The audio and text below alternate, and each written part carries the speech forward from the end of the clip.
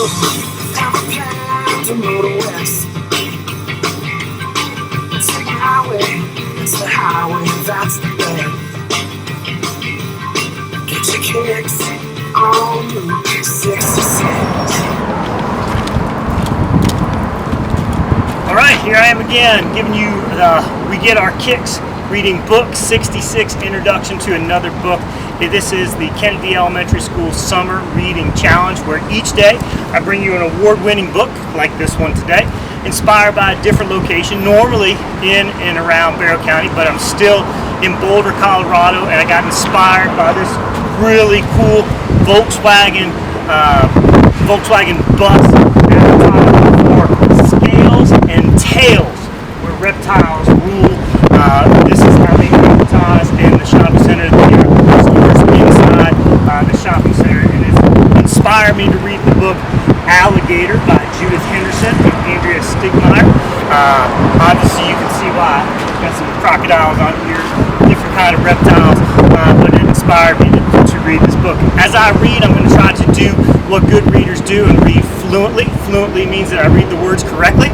I read them at a good pace, not too fast, not too slow, and I read with expression. I'm going to try that. And as I read, I want you guys to really work on doing what good readers do when they listen to stories.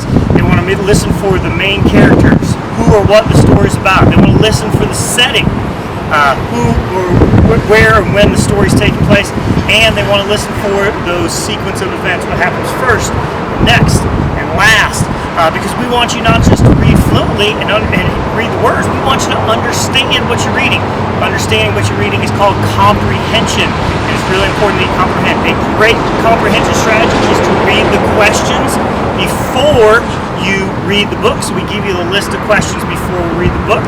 So I'm going to read to you guys today, Aaalligator, read with expression, by Judith Henderson and Andrea Stigmeyer. I'm going to be reading from, once again, from beautiful Boulder, Colorado, inspired by this cool VW bus, Scales and Tails.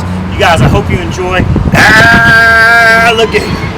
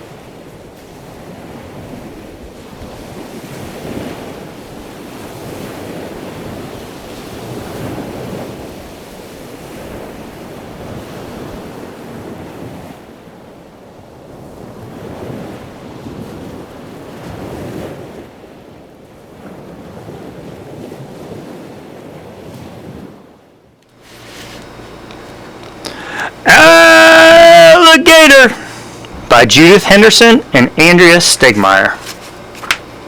In the middle of a great forest, just outside town, there's a red house that sits next to a hidden lake. This is where the boy lives. The lake is big enough for one medium-sized whale, which is a perfect size. The boy loves to go for walks in the forest. It was on one of these walks that he came upon something that stopped him in his tracks. Aaalligator!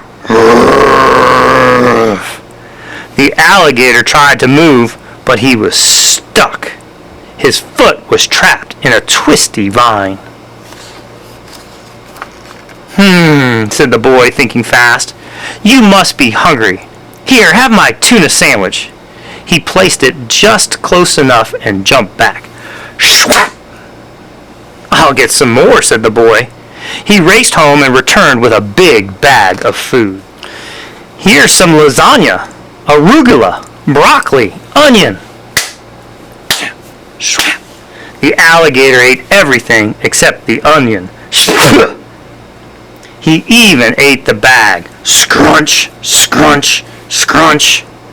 The boy had brought his pocket knife to cut through the twisty vine, but how was he going to get near enough to do it? The alligator burped, burp, and then he let out a huge yawn.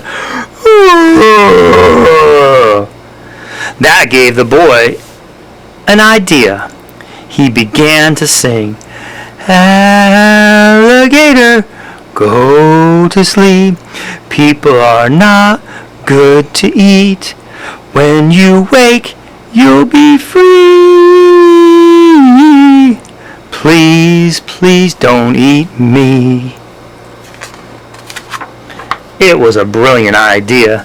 The alligator fell fast asleep, and the boy used his pocket knife to cut the twisty vine. Then he ran home as fast as he could. That night he heard something rustling outside his window. He got out of bed and peeked through the curtains.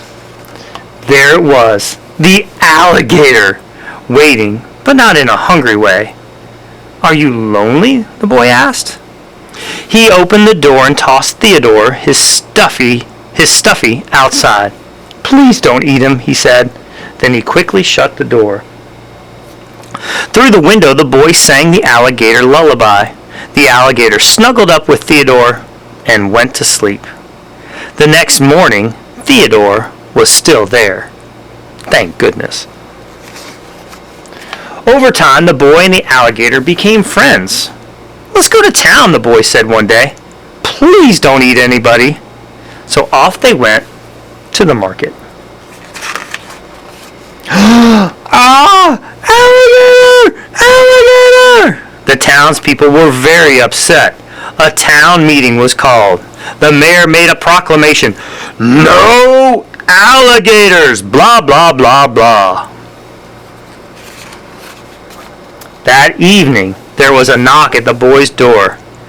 "I am the mayor," said the mayor. "I have made a proclamation, an official proclamation. No alligators! Blah, blah, blah, blah." "But he's lonely," said the boy, "and hungry." The boy thought fast. "You know, he's actually a very helpful alligator. If you bring him your leftovers, he will eat them. No more waste." The townspeople talked it over. "Well, we don't want a hungry alligator, or a lonely one. It would be sort of helpful." "No!" shouted the mayor. "I'm the mayor and I don't want any alligators." "That's a silly proclamation. He hasn't even eaten anyone yet. It's not fair." The boy did not know what to do, but then something surprising happened. He discovered that he didn't have to do anything. Every night the townspeople brought the alligator their leftovers. The boy was happy. The townspeople were happy. And the alligator was happy. The mayor, however, was not happy. "Where's that alligator?" he grumbled. Grumble, grumble. Whenever the mayor came near, the alligator found a place to hide. The mayor searched high and low, near and far, here and there, everywhere. But he could not find the alligator because the alligator was so good at hiding. Over time, the alligator ate and grew and grew. He swam in the lake, and sometimes the boy let him go into the forest alone. There was never any problem, except once when a moose went missing. But the bigger he got, the harder it was for the alligator to hide. The boy and the townspeople had a secret meeting. "Where can we hide him?" "In the fountain?" "No, too visible." "How about under your bunk beds?" "Why not yours?" "The fire station? The school?" "How about the library? I haven't seen the mayor in there." "But the alligator needs to be near water," the boy said, and he looked over at the alligator. How huge he was.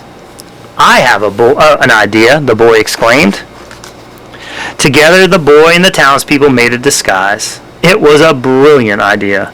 A whale of an idea.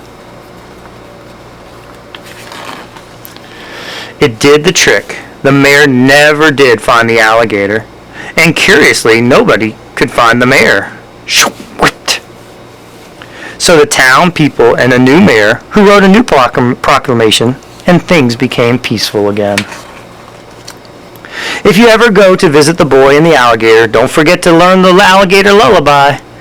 Alligator, go to sleep. People are not good to eat. When you wake, you will be free. Please, please, don't eat me. Dream, dream, dream away. Now you're here, here to stay. Now you've found a place to be. Thank you for not eating me. And me, said the moose. And bring some leftovers, just in case. That was Aaalligator by Judith Henderson and Andrea Stegmeyer.